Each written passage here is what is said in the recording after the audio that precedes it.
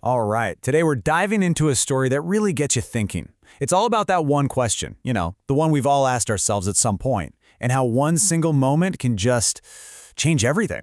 Let's jump right in.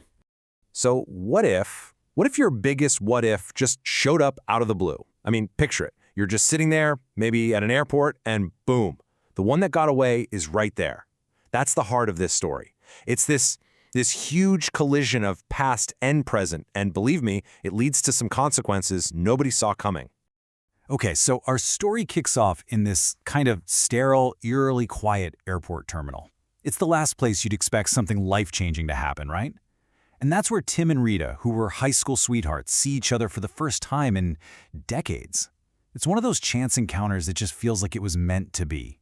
And you can see right away their lives went in totally different directions. You've got Tim, he's this nostalgic investment banker in New York. And get this, he's been married 4 times. And he's actually married right now. Then there's Rita. She's a practical marketing specialist from Chicago, and she's divorced.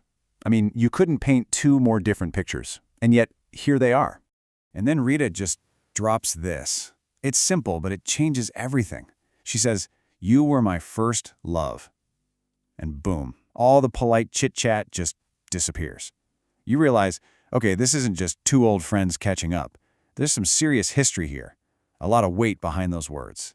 So yeah, that one line just opens the floodgates. This whole meeting stops being about how have you been, and it turns into this raw, honest, deep dive into why they broke up all those years ago. We're talking decades of unspoken feelings and regrets just bubbling to the surface.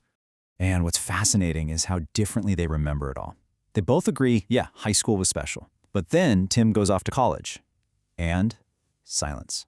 From his point of view, hey, he was just swamped, college life. But for Rita, it felt like total abandonment.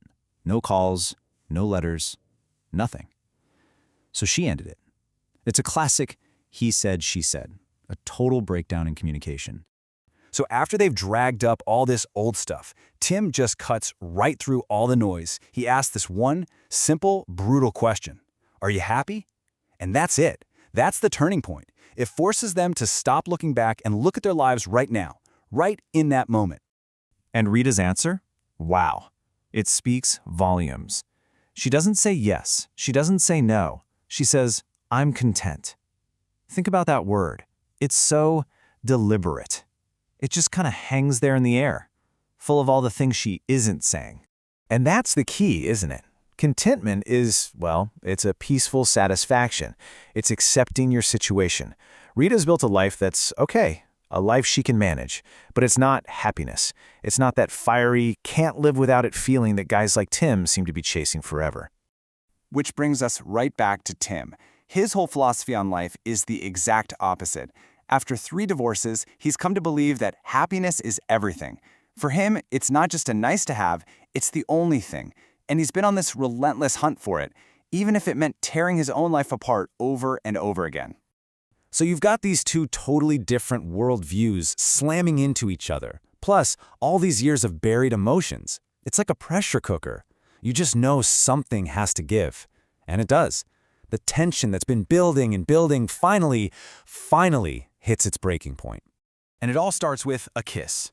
A really passionate kiss that proves, yep, the spark is definitely still there.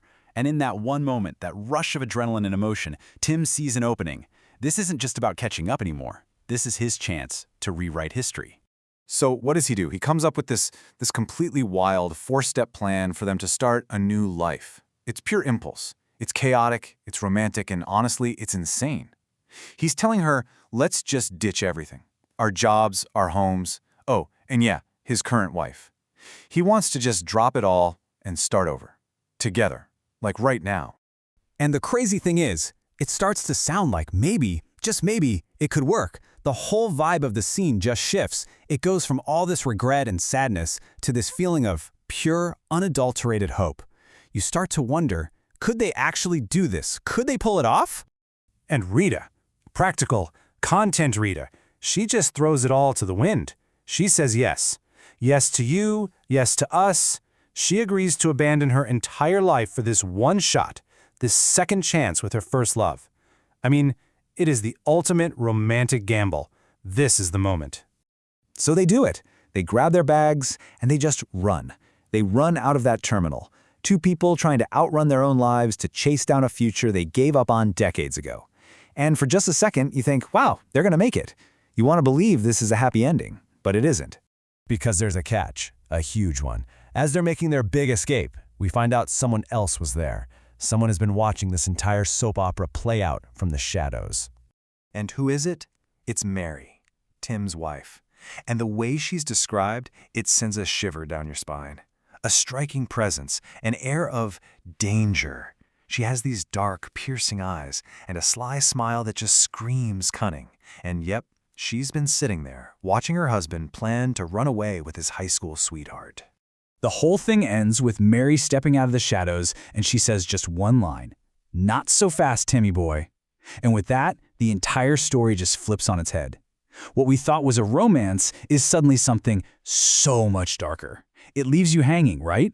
Was this really a story about love finding a way? Or was it about a desperate man making one last, very, very fatal mistake?